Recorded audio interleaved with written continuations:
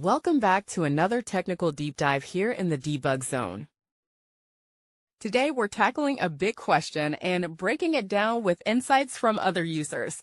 Hopefully this clears up some misconceptions and helps you get the answer you need.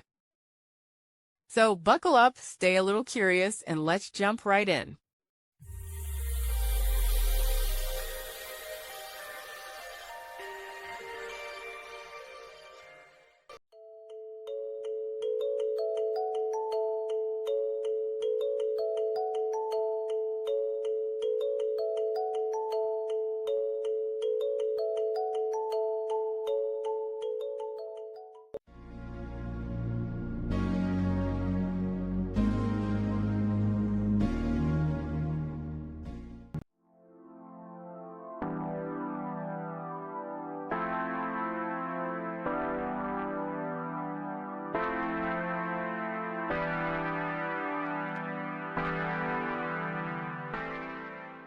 And that's a wrap.